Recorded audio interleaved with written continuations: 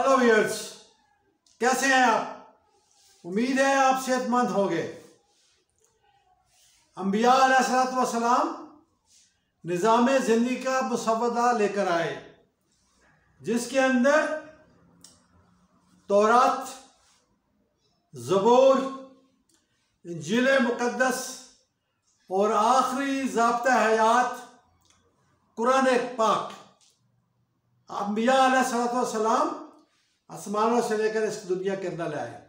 यह निज़ाम ज़िंदगी अल्लाह पाक की तरफ से उतारा गया और इसको दुनिया में नाफ़िज़ अमल करवाने के लिए अंबिया अलैहिस्सलाम को ये 4 किताबें अता की गई और इसके मुतालिक दुनिया के अंदर रहकर, दुनिया के लोगों से लड़कर, तमाम निज़ाम ज़िंदगी को ख़त्म करके रूहानी निज़ाम ज़िंदगी जो हमें इल्हामी कुतब से मिलता है उसको नाज़िल अमल करवाने के लिए 4 किताबें नाज़िल हुई। लेकिन हुआ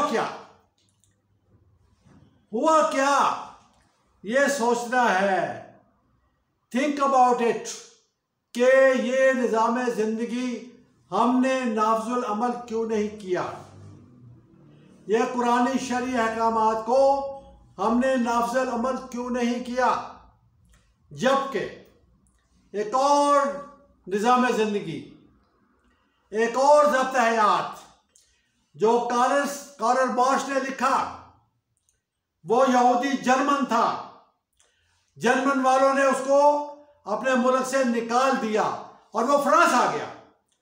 फ्रांस में आकर उसने निज़ाम ज़िंदगी के ऊपर मुसव्वदा लिखना शुरू किया, लेकिन जब उस वक़्त के हुकूमत वक्त को पता चला तो उसने उसको फ्रांस से निकाल दिया। वो फ्रांस से चला और इंग्लैंड पहुंच गया।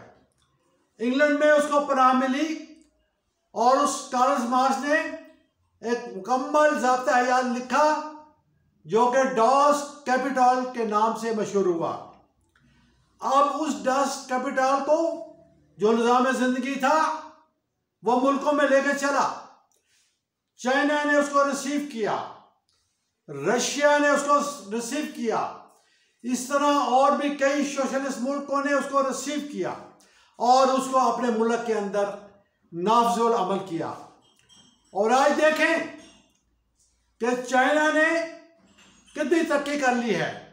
अब चाइना अमेरिका को भी आंखें दिखाता है। अब चाइना रशिया के साथ मिलकर, और जो दूसरे ममालिक हैं जिसके अंदर हमारे क्रिश्चियन भाई हैं, यूरोप कंट्रीज हैं, जर्मन है, फ्रांस है, इटली है, उनको भी आंखें दिखाता है। मेरा सवाल ये है उलमाए कराम से, मेरा सवाल ये है दानिश्वरों से, मेरा ये सवाल है मशाइख से, मेरा ये सवाल है इस्लामिक स्कॉलर्स से, कि आप लोगों ने कुरान पाक जो मुकम्मल ज़ाब्ते हयात हमें बताते हो, उसको नाफ़िज़ुल अमल करवाने के लिए आपने क्या इक़दाम किए? क्या किसी मुल्क में इसको इम्प्लीमेंट करवाने के लिए आप लोगों ने इंडिविजुअल तौर पर कुरानी अहकामात को नाफ़िज़ुल अमल करवाने की कोशिश की? बिल्कुल नहीं की। हालांकि ये नूरानी ज़ाब्ता हयात था, ये इल्हामी ज़ाब्ता हयात था। इसमें कसूर बरसग़ीर के वो मुसलमान जिन्होंने सैकड़ों साल तक बरसग़ीर पाक पर हुकूमत की और मुग़लों ने अपनी सल्तनतें कायम की, मुग़लों ने फतवाहत भी बहुत की, लेकिन क्या हुआ कि ये ज़ाब्ता हयात जो कुरान पाक की सूरत में हमारे पास नाज़िल हुआ अल्लाह पाक की तरफ से, अल्लाह की तरफ से, उसको इग्नोर किया और इस ज़ाब्ता हयात को पसे पुष्ट डाल दिया। और उधर कार्ल मार्क्स कामयाब होता आ रहा है, उधर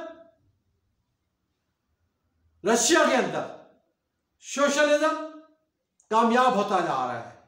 कार्ल मार्क्स के नजरियात, कार्ल मार्क्स का ज़ाब्तायात कामयाब होता हुआ नजर आ रहा है। और उन मुल्कों ने ना सिर्फ एटमी ताकत, ना सिर्फ उनकी मिसाइल टेक्नोलॉजी के साथ साथ जितनी भी उनकी टेक्नोलॉजीज हैं उसके अंदर उन्होंने कामयाबी और बढ़तरी हासिल कर रही है। लेकिन ये मुसफ्फा हयात आज पाकिस्तान के अंदर मौजूद है। आज पाकिस्तानी स्कॉलर्स कहाँ हैं? पाकिस्तानी के तंजीमें क्या हैं? तंजीम इस्लामी किधर है? जमात इस्लामी कहाँ पर है?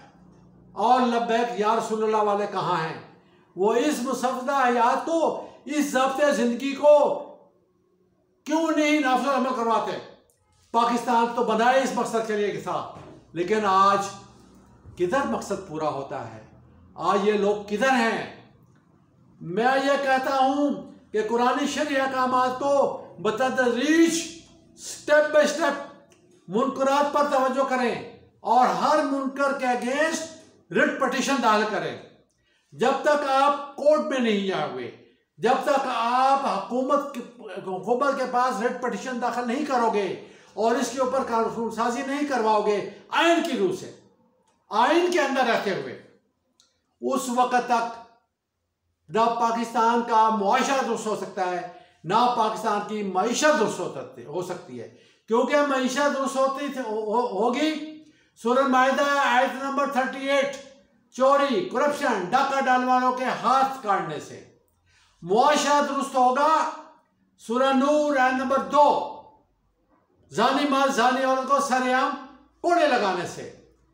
नशा व यसौना फिल अर्द फसादन सूरह माइदा आयत नंबर 33 के लागू होने से मुल्क के अंदर नशा बनाने वाला और नशा बेचने वाले की फांसी, कत्ल, मुल्क बदर या लास्ट एंड फाइनल सजा है। लास्ट एंड फाइनल क्या?